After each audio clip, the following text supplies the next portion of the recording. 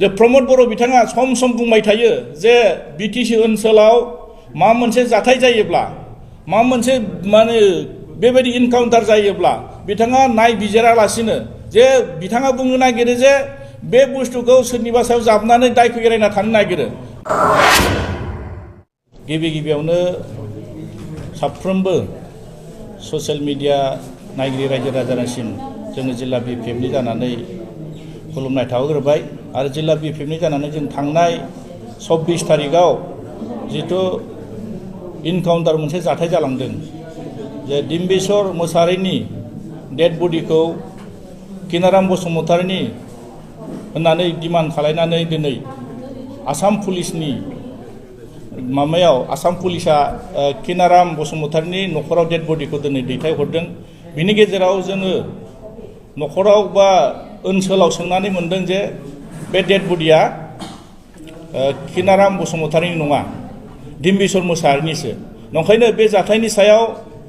दिनै जोङो chief minister बिथांखौ जों धन्यबाद होनांगोन जे आसामनि chief minister doctor Himanta Biswa शर्माया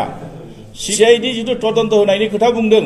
बिनि सायाव जोङो जिल्ला बिपिएफनि जानानै जों धन्यबाद होदों जाहाथे बेखौ प्रपार चेनेलाव थांनानै बे जाथाया मोरै जादों जुदि फेकब्ला नंखायब्ला जाहाथे जाय पुलिस अफिसारा बे जाथायखौ खालायदों बिनि सायाव बे माने साजा मोनो बेखौ जों जिल्ला बिपिएफनि जानानै जोंनिफ्राय खावलायनाय थाबाय चिफ मिनिस्टार बिथांनिसिम। आरो बेजों लोगोसे जों बुंनो नागिरदों जे दिनै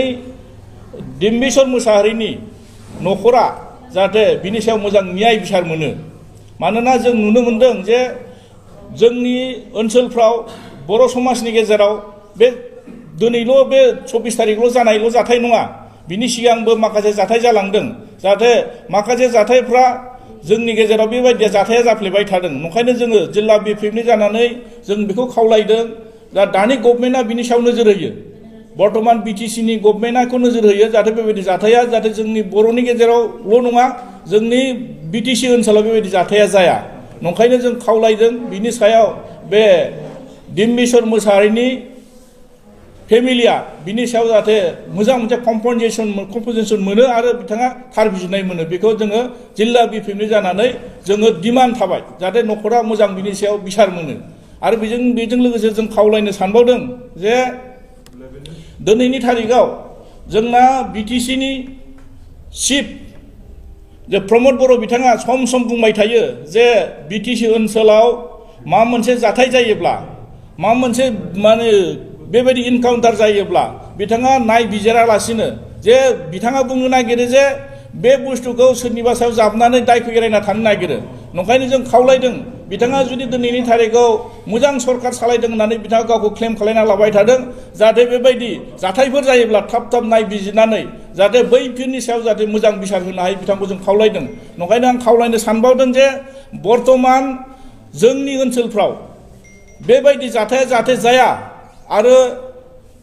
डेड बडिखौ थाबैनो जाहाथे बै माने जायफोर भिक्टिम न'खर जाहाथे माने